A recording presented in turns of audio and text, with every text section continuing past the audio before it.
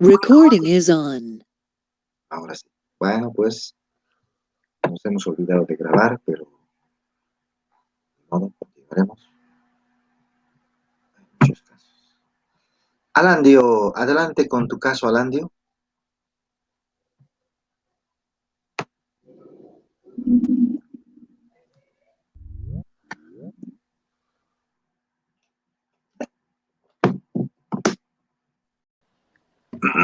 Doutor, por favor, desculpe. Dígame nomás. Siga nomás. Não estava conseguindo falar em outro aparelho, entrei por este. Sigue nomás, Alandio, el segundo caso, tu diagnóstico, justifica tu diagnóstico y el tipo de TEC que tiene el paciente. Sim, doutor.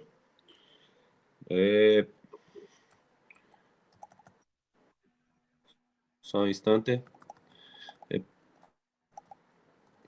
O paciente sofre um atropelamento automotivo e em via pública quando estava de bicicleta e sofre uma caída com contusão na região frontal do crânio, apresentando Ya leímos perda la de historia, consciência. solamente Glasgow. Sim.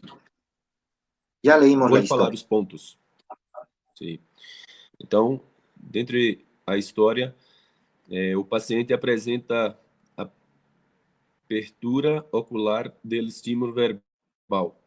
Na tabela do choque, Glasgow, o paciente é apurado com 3 pontos. Se encontra confundido. Na tabela do choque, é apurado com 4 pontos. E apresenta uma flexão normal, es decir, uma retirada do estímulo de dolor, apresenta 4 pontos. Chegando a um total de 11 pontos na tabela de Glasgow. Consequentemente, o paciente apresentará um trauma encefálico cranial moderado, em função da quantidade de pontos acumulados na tabela de Glasgow. Perfecto. Explícame esto de que apertura ocular al estímulo verbal. ¿A qué se refiere? Sim. Quando hablamos com o paciente e o paciente abre os olhos ao instante que falamos.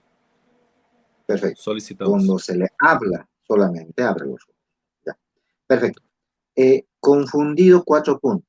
¿Qué le preguntarían confundido y qué contestaría el paciente para decir que está confundido? Sim. Estaríamos a falar ao paciente alguma pergunta e entendemos como exemplo de onde estás, como se chamas, e o paciente apresenta confusão nas respostas. A ver, entonces, usted le pregunta dónde está. ¿Qué va a contestar el paciente? E não sabe responder de onde está. Ya, perfecto. Usted le pregunta cuál es su nombre. ¿Qué va a contestar el paciente? O paciente pode responder uma outra resposta, mas não dirá nomes.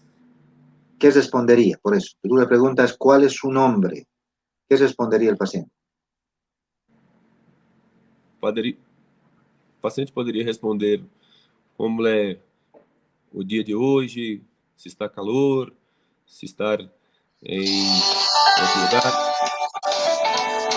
Perdón un segundito. Hola, hola, dime. Hola, pela. Dime nada más, ahorita en clase, pero dime, a ver, te escucho.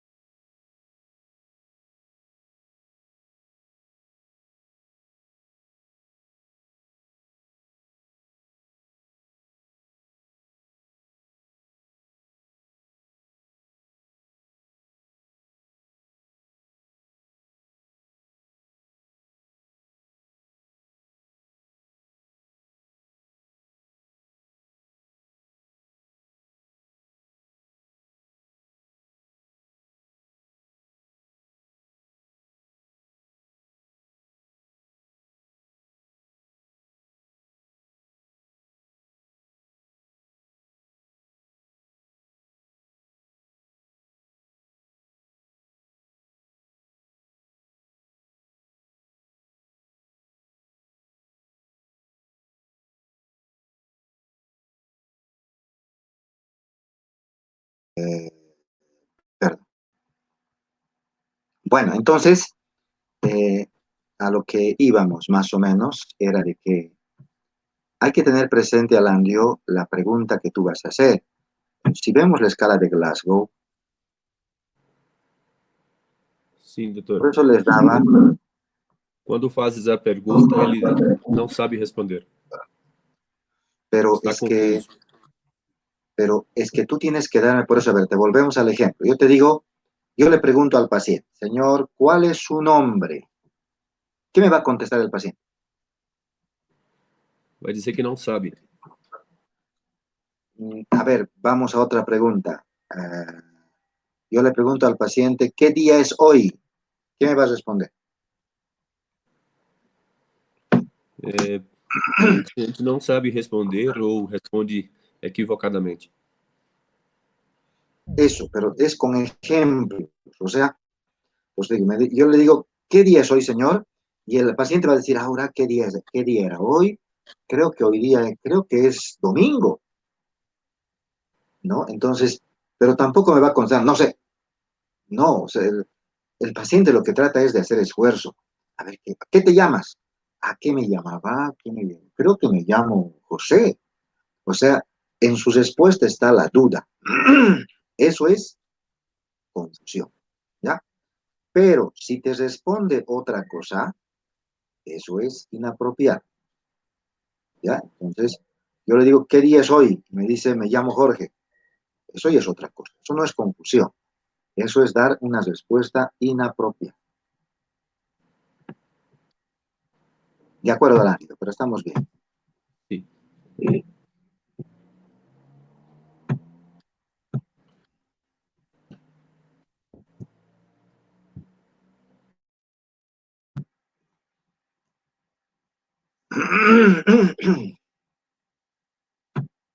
Vamos a Claudia.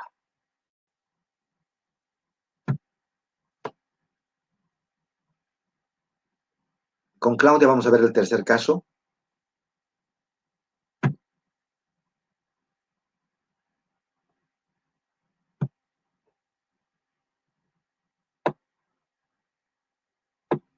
Vamos a leer el tercer caso. Dice, paciente de 27 años que durante una pelea es golpeado con una piedra en la cabeza. Se encuentra orientado en tiempo, espacio y persona. Le golpean y después del golpe le preguntamos, ¿qué ha pasado? Sabe, está orientado en tiempo, espacio y persona.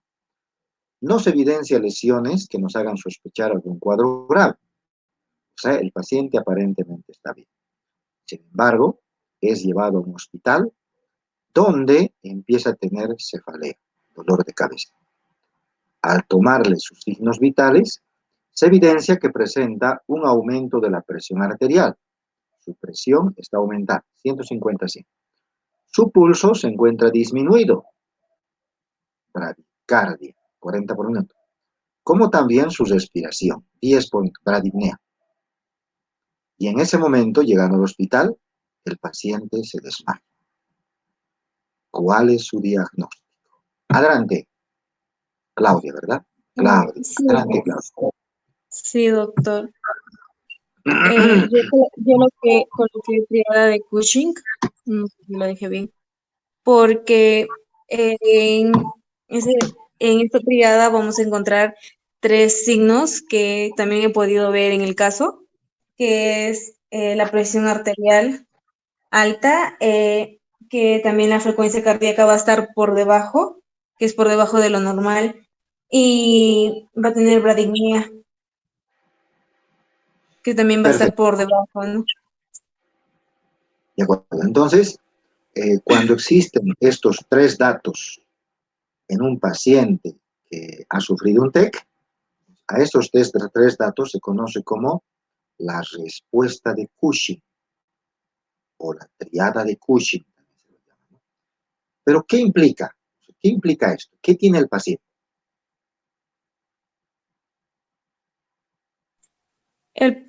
Dice el caso que va a presentar un pulso disminuido.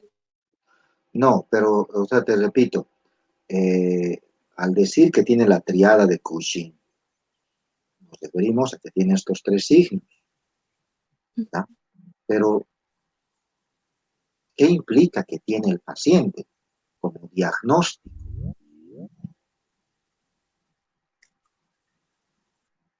Te pongo un caso, a ver. En la diabetes, te ubicas la diabetes, ¿no ve? El aumento del azúcar en la sangre. En la diabetes existen las 3 P's. Así está indicado, ¿no? ¿Cuáles son las 3 P's? Poliuria, polidipsia y polifagia. Poliuria quiere decir que orina cada rato. Polidipsia quiere decir que tiene harta sed. Y polifagia quiere decir que quiere comer harto, ¿no? Cuando yo te pongo el caso clínico, tú no me vas a diagnosticar, pues, las 3 P's. O sea, el diagnóstico es la diabetes. En la diabetes existen las 3 P's. Pero el diagnóstico no son las 3 P's, sino es el de la diabetes. Por eso te digo, está bien, tiene lo que se llama la triada de Cushing. Pero ¿qué implica que tiene el paciente? ¿Cuál sería su diagnóstico? ¿Qué es lo que tiene? Entonces sería un hematoma subdural, doctor. Hematoma subdural. Sí. De acuerdo. Entonces, ahora justifique. ¿Por qué usted dice hematoma y además dice subdural? ¿Qué ha encontrado en el paciente para decir que es un hematoma subdural? Porque ha sido golpeado con una piedra según el caso y al ser golpeado considero yo que ha habido una ruptura de venas.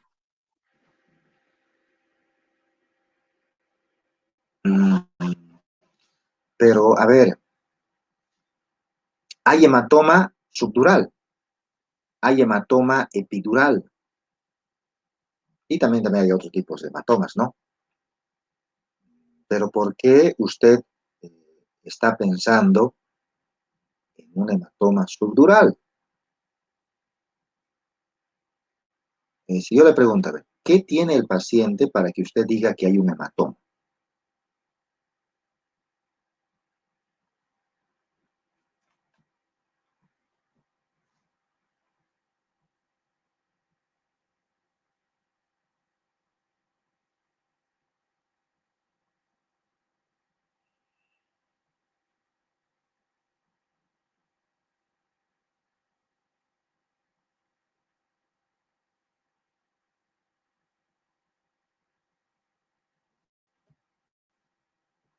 ¿Nada?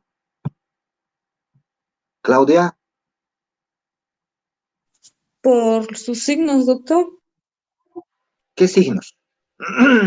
Por los 3 signos que presenta sobre el pulso debajo de lo Ya, o normal, sea, igual que la usted me está respiración. diciendo que la triada de Cushing indica que hay hematoma subdural. Sí. En todos los hematomas, subdural, epidural y demás, siempre va a haber triada de Cushing. ¿Eso me está diciendo? No, no en todos. Pero, ¿por qué solamente en el hematoma subdural? ¿Por qué?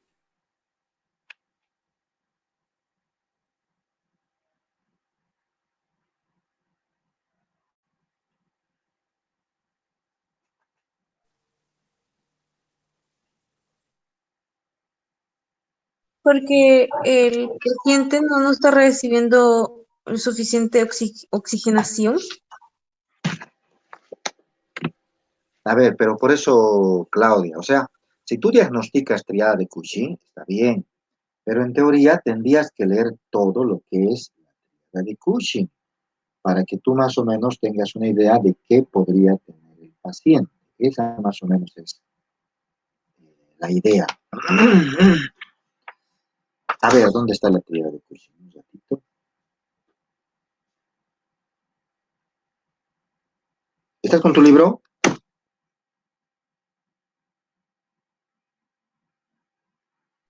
Ahorita no, doctor. Ah, sí, ¿por qué no estás con tu libro entonces? ¿Por qué? ¿Dónde estás? Pues no estás en tu casa. Sí, pero ¿Pero no tienes libro? ¿De dónde sí, estudias, sí, pero? Sí, sí lo tengo. Ah, ya, porque me estás haciendo asustar. Yo dije, ¿cómo un estudiante sin libro? A ver, te lo voy a para que me lo leas. ¿Dónde está?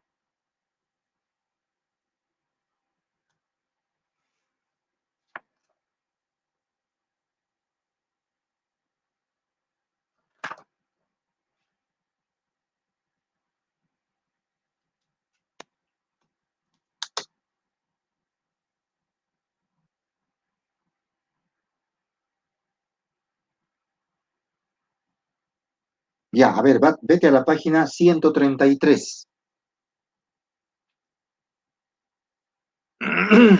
¿Listo, Claudia? Sí, doctora, estoy buscando, a ver, un momento. 133, ¿verdad? Sí, 133.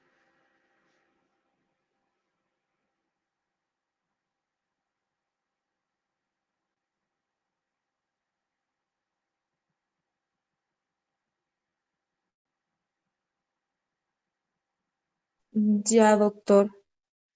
Ya, en el inciso 6.21.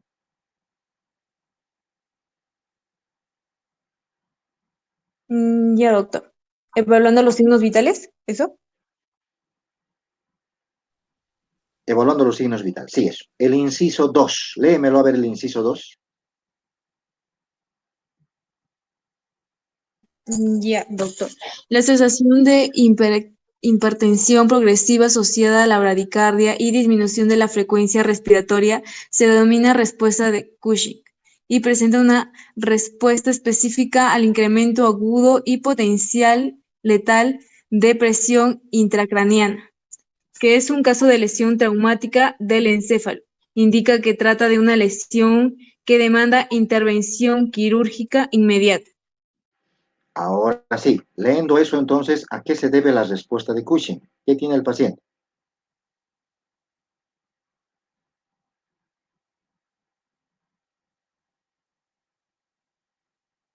Un trauma encefálico. Pero aquí dice, pues mira, en la respuesta de Cushing representa una respuesta específica a un incremento agudo y potencialmente letal de la presión intracraniana.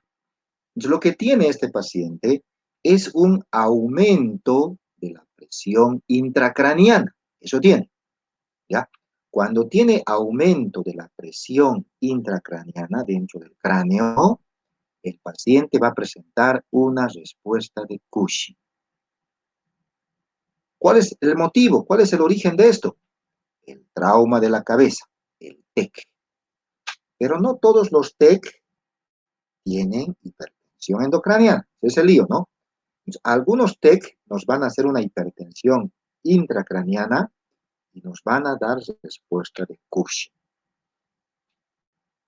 Ahora, la pregunta es, ¿por qué el paciente tiene una hipertensión endocraniana? Normalmente la presión dentro del cráneo es una presión, bueno, diríamos normal, pero en este paciente la presión dentro del cráneo está aumentada. ¿Cuál sería el origen? El golpe, doctor. Sí, pero te vuelvo a decir, si tú me dices el golpe, todos los que se golpean tienen hipertensión endocraniana, ¿esa es tu respuesta? No, doctor, no. ¿Qué te digo? Este caso de acá, por ejemplo, que hemos visto el Glasgow, ¿este caso tiene hipertensión endocraniana? No. ¿Por qué no?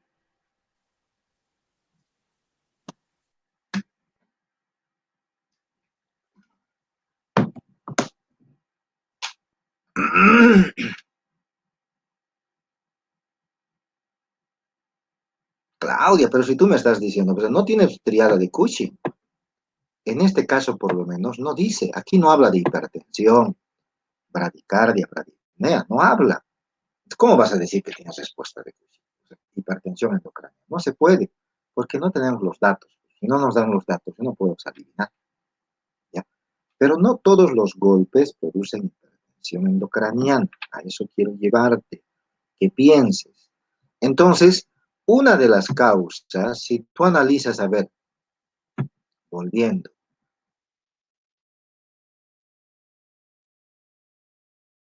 Ay, en esta imagen, ¿tú crees que este paciente tenga hipertensión endocraniana? Esta imagen, esta foto. Yo creo que sí, doctor, ¿Por qué? porque se le puede ver como un llenado de sangre en el cerebro, un espacio de, un espacio. Porque hay una hemorragia, ¿no? Hay una hemorragia. Y lógicamente la hemorragia ocupa un espacio en el cráneo. El cráneo es cerrado. Si hay una hemorragia, lógicamente va a aumentar la presión acá adentro, ¿ya? Pero el problema radica de que no solo la hemorragia aumenta la presión, porque tú me podrías decir, pero yo le he dicho hematoma, pero no es exclusivo del hematoma. Cualquier cosa que aumente la presión acá adentro, un hematoma, un tumor, el mismo golpe del cerebro, el cerebro se va a hinchar, se va a inflamar, también podría aumentar la presión dentro del cráneo, ¿ya? Entonces, hay muchos casos que aumentan la presión dentro del cráneo. Las hemorragias podrían aumentar la presión dentro del cráneo, pero no todas las hemorragias aumentan la presión dentro del cráneo. Algunas sí, algunas no. Dependerá de la cantidad y demás factores, ¿ya? Entonces, ahí viene el conflicto. Bueno, ¿qué más? ¿Algo más que quieras comentar, Claudia? No, doctor, disculpe. Entonces, creo que mi respuesta está mal. ¿Cuál sería ahí entonces el diagnóstico? El diagnóstico es, bueno, si quieres, está bien, la respuesta de Cushing por un aumento de la presión intracraneal. Ahora, si quieres, también puedes poner hipertensión intracraneana solamente, pero lo mismo, la hipertensión intracraneana tiene una respuesta de Cushing. Si tú pones hipertensión endocraniana, yo te voy a preguntar por qué. Y me dirás, porque la paciente tiene una respuesta de Cushing. Si pones respuesta de Cushing, yo te voy a decir, ¿qué tiene el paciente? Me dirás, tiene una hipertensión endocraniana, ¿no? Entonces es sinónimo, se podría decir. Está bien, doctor, gracias. De acuerdo, vamos a ir a Diego. Diego, volvemos al primer caso, Diego. El primer caso era el caso de la paciente que tenía aparentemente dolor de garganta, tos, aparentemente un problema de las amígdalas, se le pone penicilina, el farmacéutico, y empieza con una reacción generalizada, palidez y demás cosas, ¿no? Adelante con tus diagnósticos, Diego.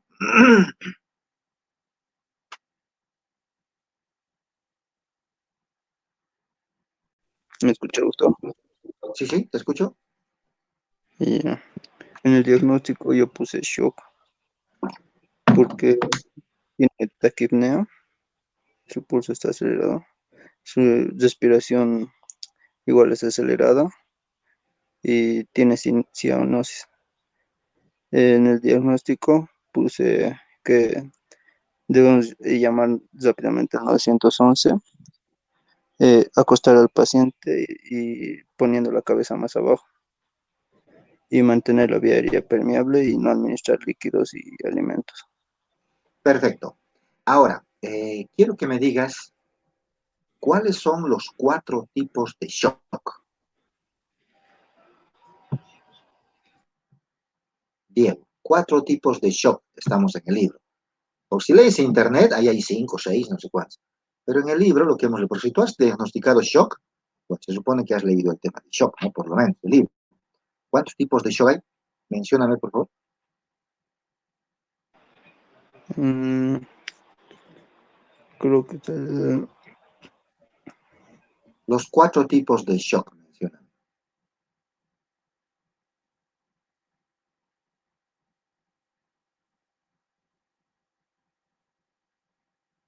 Nada, Diego, tienes que apurarte, Diego, si no, no vamos a alcanzar. El hipovolémico. Ya, hipovolémico, ¿qué más? mm, el, A ver, Diego, a ver, estamos analizando, a ver. Tú estás sí, diagnosticando shock hipovolémico. Perfecto. Se supone que si tú estás diagnosticando shock, tendrás que ir al libro, ¿ves? Y dirás, a ver, ¿dónde está el tema de shock? Ah, aquí está el tema de shock. Aquí había sido el shock y demás. Tendrás que darle pues, esa leidita, por lo menos de la hoja que implica el shock, ¿verdad? Entonces leerás el tema de shock, que prácticamente, mira, el tema de shock es una hoja. Una hojita es el tema de shock. Tendrás que leer ese tema de shock para corroborar tu diagnóstico. Esa es la idea, ¿ya? sí, Tú tienes que saber el tema de shock, ¿de acuerdo? Porque si tú no sabes el tema de shock, quiere decir dos opciones. Una, te has copiado. Por si te has copiado, pues prácticamente no sabes nada de shock, ¿no? Te vuelvo a preguntar, ¿cuáles son los 4 tipos de shock?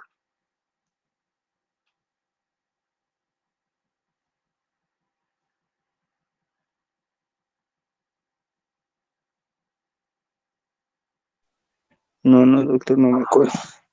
Entonces te has copiado, pero Diego, ¿cuál es el lío? Te has copiado. No, doctor. Pero entonces, pues, a ver, entonces, estás con tu libro, ¿verdad? Sí, pero el del ¿Estás con PDF, tu libro? doctor. Ya, pero Sí. entonces, ahora, vea tu libro, porque si no, ¿En nunca vas a qué, leer. ¿Perdón? en qué página está, doctor? Disculpa. Página 127. Página 127.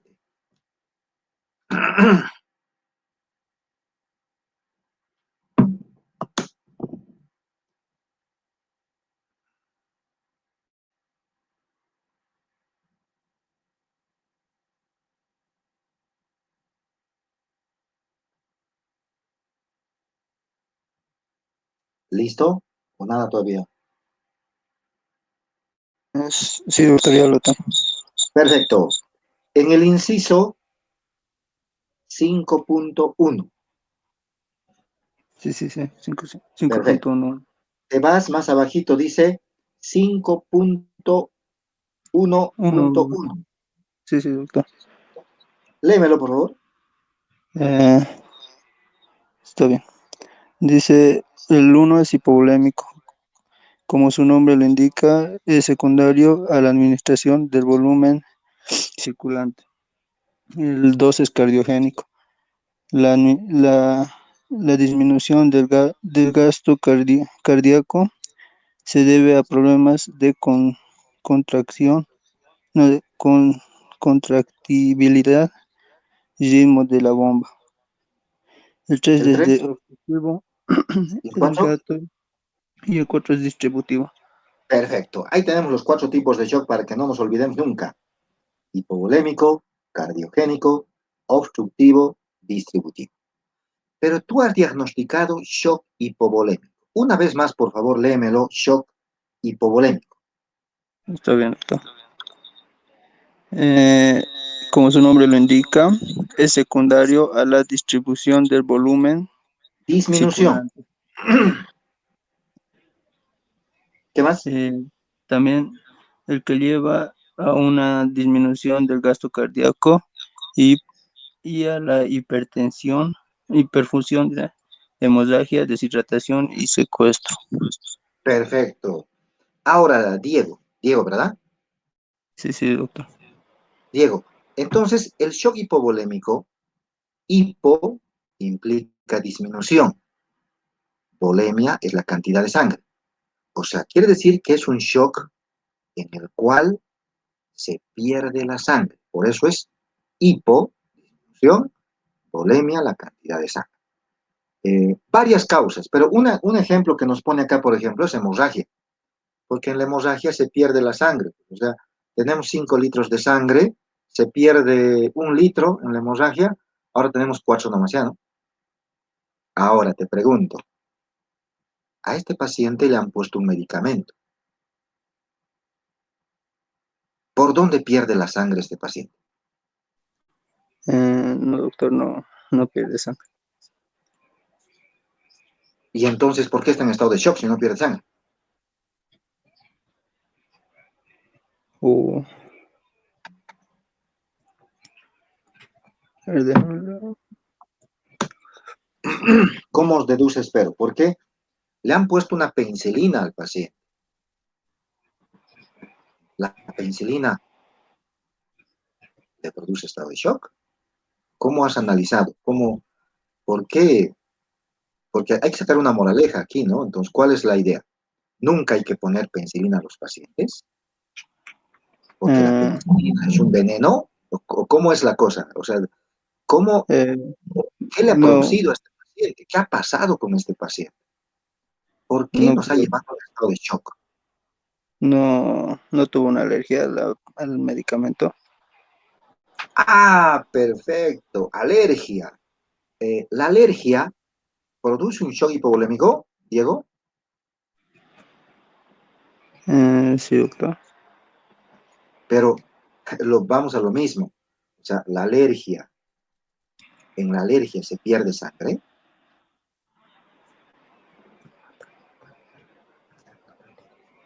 Mm, no creo que no, Otra vuelta a tu pero libro, pero Diego, a ver, léemelo el 4, por favor. el distributivo Sí, a ver, léemelo el distributivo. es gran parte del volumen circulatorio es retenido en, ese es el 4, doctor, ¿Está bien? en algún segmento del sistema vascular. ¿Qué más? Sí, Sigamos. luego, debido a la alteración del tono vasomotor de ese segmento, lo que lleva a una disminución en el retorno venoso hacia el corazón y del gasto cardíaco, sinapsis, Sepsis. anaflexia y daño a medular. Perfecto. ¿Qué es la anafilaxia? ¿Sabes? No, doctor, la anafilaxia. Pero si no sabes, ahí vas al diccionario. Ahí sí puedes utilizar el internet, ¿no? Dice, Yo te lo voy a doctor. poner anafilaxia, ¿ya? Para que no... Anafilaxia. Anafilaxia, a la rápida, el primero que encuentro. Alergia. Reacción alérgica generalizada.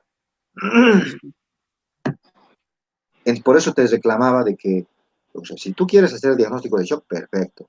Pero no está de más que vayas al libro y leas la hojita. Es una hojita. Una hojita es el estado de shock. Y leas qué hay que hacer, por qué, a qué se debe. Palabra que no entiendas, te vas al diccionario para tratar de relacionar qué pasa. ¿Ya? La Está alergia bien. produce un shock anafiláctico, que sería un shock de tipo distributivo. ¿De acuerdo, Diego? Dice, está bien, doctor. Sigamos, sigamos. Tu trabajo ha sido mandado tarde. De todas formas, bueno, por lo menos te pondremos 4.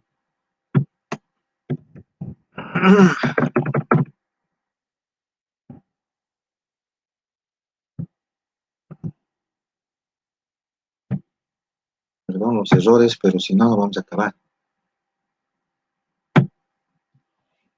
También 10 horas, dice Karina. ¿Y por qué todos se retrasan? Y eso que no es semana de examen. Bueno, recién estamos empezando, ¿no? Esta semana todavía dirían se han retrasado, podría decir, bueno, por los exámenes. Pero todo puede pasar. Bueno, volvemos al caso 2. Caso 2. El paciente que se ha golpeado la cabeza, bueno, no, estaba en bicicleta, le han chocado, se ha golpeado la cabeza y demás.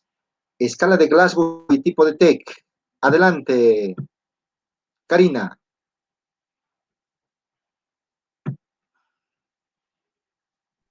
Buenos días, doctor. Bueno, sí, ¿Me escucha?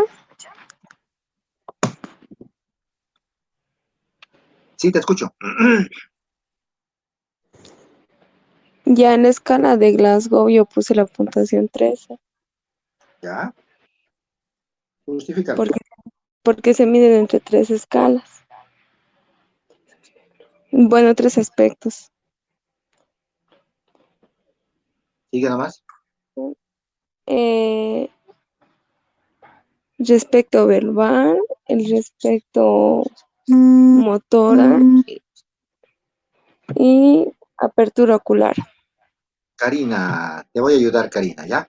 Nuestro paciente dice apertura ocular al estímulo verbal, ¿ya? Apertura ocular al estímulo verbal, se encuentra confundido y al examen físico presenta una flexión normal, es decir, una retirada al estímulo del dolor, ¿ya?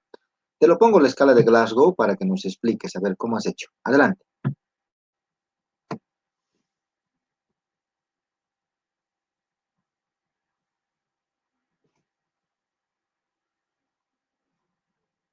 Tú has sacado Glasgow de 13. Lo que tienes que decir es cómo has hecho, cuánto le has dado a la apertura ocular, cuánto a la respuesta verbal, cuánto a la respuesta motora, ¿verdad? Para que llegues a 13. A la apertura ocular yo le puse el estímulo verbal, que es 3, Ya, perfecto. O sea, el estímulo verbal, 3. De acuerdo, 3. Después, y en la respuesta verbal he puesto con, confusa porque está confuso el paciente. eso es 4, ¿verdad? 4, sí, doctor. Bueno, entonces tenemos 4, 5, 6, 7. La motora. Estoy escuchando más voces.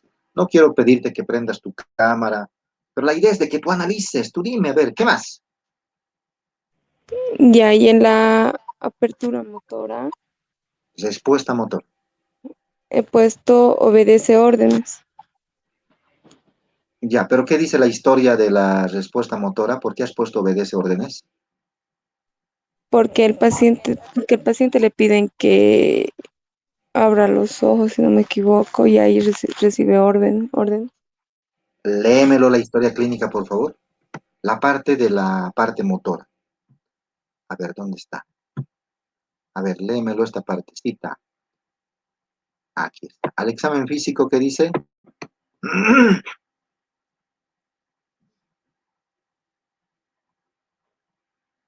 Karina, ¿estás viendo la Ahí imagen? sí. ¿Qué dice? Al examen físico presenta una flexión normal, es decir, una retirada al estímulo del dolor. Perfecto. ¿Cómo sería obedecer órdenes? A ver, dame un ejemplo. ¿Qué le dirías al paciente para que diga obedece órdenes?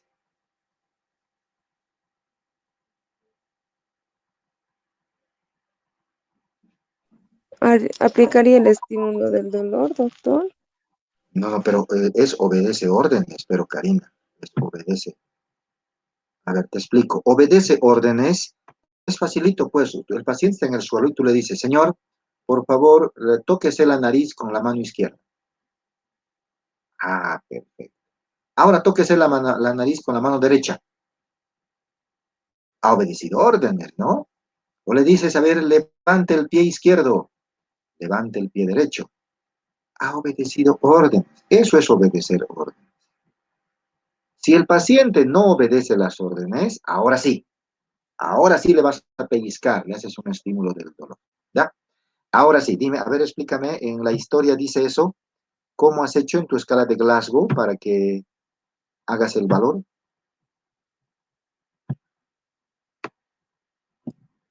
Lo he sumado, doctor. Respuesta motora, ¿cuánto has puesto? 6. ¿Por qué 6? Me he confundido, doctor. Era 5. 5 es localiza el dolor. ¿Localiza el dolor tu paciente? Sí, doctor. ¿Dónde está el dolor? Porque localizar el dolor, me dice, va a localizar dónde es el dolor. Yo le puedo pellizcar en la cabeza, en el estómago, en el pie. ¿Dónde está el dolor del paciente?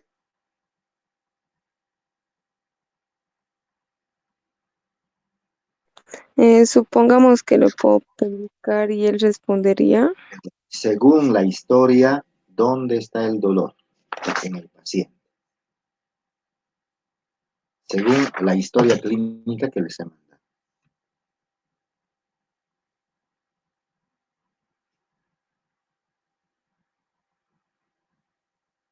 No sé, doctor. Pero entonces no localiza, ¿cómo vas a decir pero que localiza el dolor si no dice dónde está el dolor? Entonces, por eso se los he puesto casi igualito como dice, ¿no? Flexión normal, es decir, solamente retira. Por eso, para no generar mucho lío. A momentos el estudiante, a momentos ya también se fija mucho en el libro y quiere que esté igualito que el libro. Y a momentos, bueno, entonces, pero es una flexión normal. Eso dice historia, ¿no? O sea, dice, podemos hacerlo más específica también, ¿no? Dice una flexión normal, es decir, una retirada al estímulo del dolor. No dice nada de localizar el dolor. Bueno, pero tú has dicho tecleve, perdón, 13 tecleve. ¿Por qué tecleve? ¿Por qué no un tec moderado o un tec severo?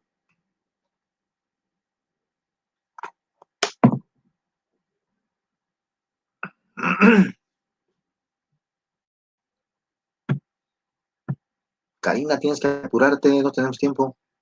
Porque es de 13 a 15. ¿Qué es de 13 a 15? Porque es de 13 a 15 puntos el tec leve. De Y al acuerdo, pero eso no está tan difícil, pues, ¿no? Entonces, lo que tú haces es clasificas al tec. Tec leve, tec moderado, tec severo. ¿Por qué es tec leve? Porque su Glasgow es más de 12, o si quieres, de 12 a 15. En algunos libros está de 13 a 15 también, ¿ya? Simplemente es eso, Karina, no está tan... Les decía de que llegan estudiantes al hospital, no sé si les dije el ejemplo de la anterior vez, que vienen y me dicen el paciente ha sufrido TEC, de acuerdo. ¿Cuánto es su Glasgow? Glasgow de 18. Estudiantes internos, o sea, estaríamos hablando de después de 5 años de estudiar medicina, y me dicen Glasgow de 18.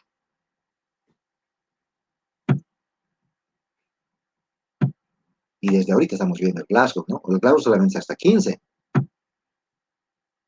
Cuando me dicen de 18, les digo de todo.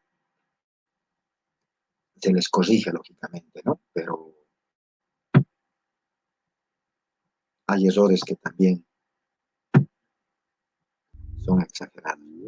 Bueno, vamos al tercer caso. Este paciente es un paciente, tercer caso, es un paciente que le han dado con una piedra en su cabeza y el paciente pues está con dolor de cabeza, tiene presión elevada, tiene pulso disminuido y respiración disminuida. Adelante con su diagnóstico, Gabriel. Doctor, buenos días. Sí, yo coloqué que es un hematoma epidural, ya que primeramente el paciente nos dice que fue golpeado con una piedra en la cabeza, pero se encuentra orientado en espacio y persona, es decir, que aún está lúcido, y no se evidencian lesiones que nos hagan sospechar, pero es llevado al hospital y empieza a tener cefalia y finalmente llega a una pérdida del conocimiento. Entonces el libro nos dice que en esta hematoma epidural las víctimas generalmente tienen una historia de trauma cefálico y pérdida de conocimiento, pero también tienen antes un intervalo de lucidez y en este caso tiene en común con el caso de nuestro paciente. Y aparte, Gabriel, a ver, te lo leo lo que dice el libro y me tratas de explicar. Ya dice, hematoma epidural. Las víctimas, generalmente jóvenes, tienen una historia de trauma cefálico y pérdida del conocimiento seguido de un intervalo de lucidez. ¿Ya? Quiero que me expliques en qué consiste eso. Te lo vuelvo a leer. Son pacientes que tienen un trauma cefálico, se han golpeado la cabeza. Se golpean la cabeza y pérdida del conocimiento, seguido de un intervalo de lucidez. ¿A qué se refiere? a que en algún momento el paciente, después de la pérdida de conocimiento, vuelve a estar lúcido. Eso, ¿no? O sea, es un paciente que le golpean la cabeza y generalmente pierde el conocimiento, ¿ya?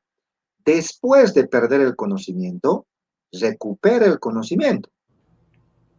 Es un paciente que se desmaya y después recupera el conocimiento. ¿Eso ocurre con este paciente? No. Este paciente le golpean la cabeza y no pierde el conocimiento, ¿ya? Después, aparentemente está todo bien, y después recién pierde el conocimiento, pero no sabemos si después recuperará. Ya está en el hospital, ya está con pérdida de conocimiento. Es un dato que no sigue con el hematoma epidural. Ya. Pero ahora, hematoma epidural. Este paciente tiene presión elevada.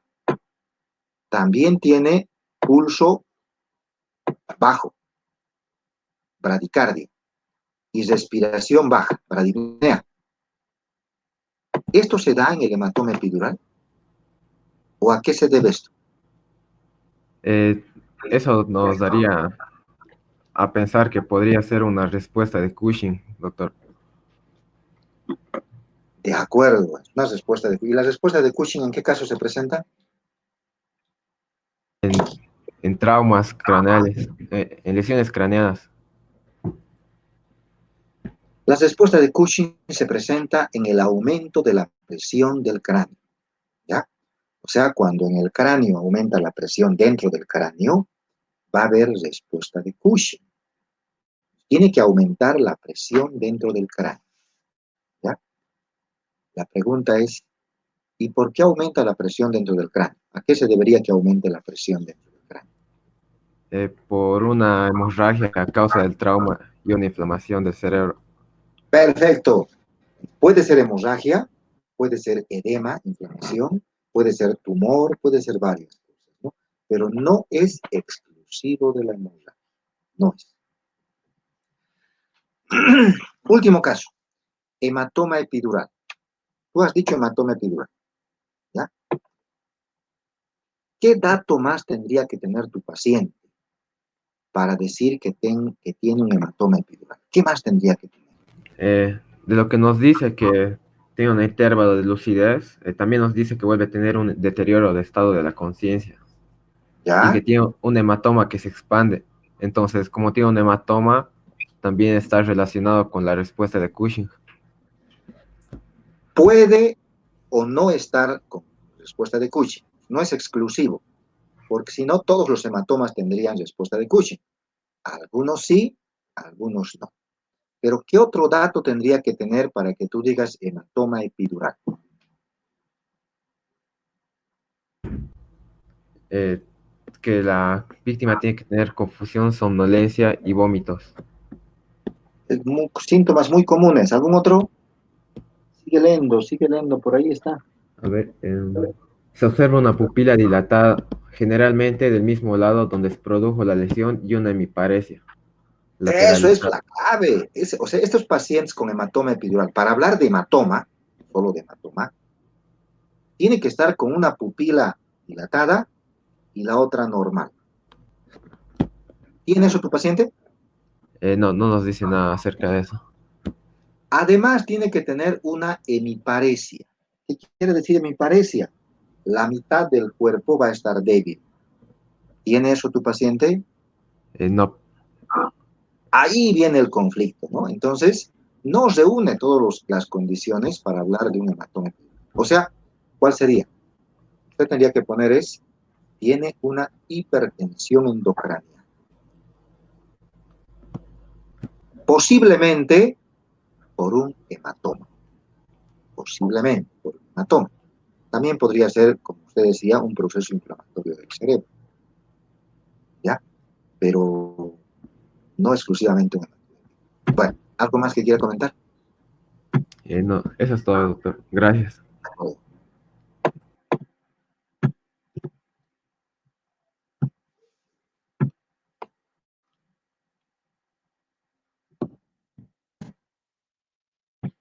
Me esperan un segundito, enseguida estoy. Ay, ¿dónde está? ¿Dónde está?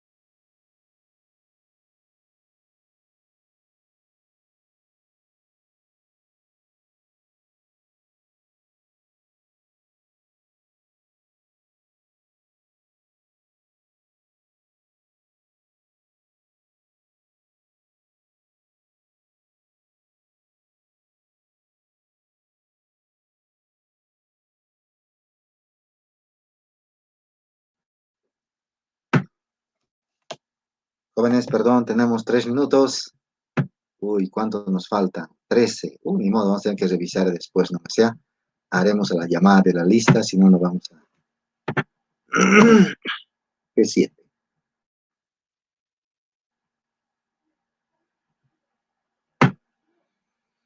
A momentos nos trancamos en un caso, ¿no? Y después estamos corriendo.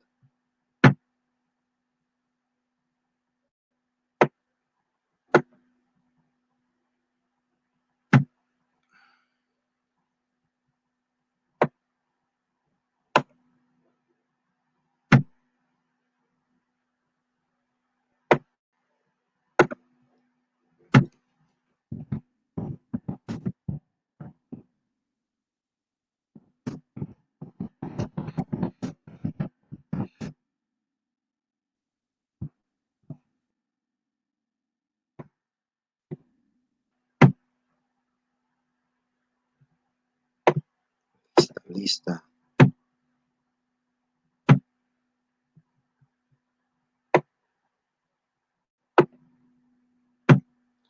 André Álvarez,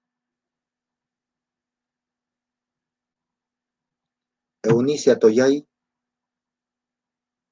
Gabriel Campos, Presente, doctor. Nelson Guillerme, Nelson, Kevin Enrique, Natalia Maciel, Claudia Stephanie, Presente, doctor. Jonás Luis, Ariel Osmar, Karina Paola, Presente, doctor. Alandio Pego, Presente, doutor. Ronald Pizarro, Presente, doctor. Fernanda Belén,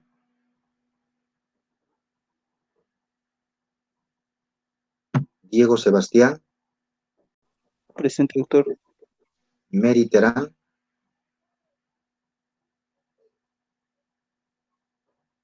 Jorge Ignacio,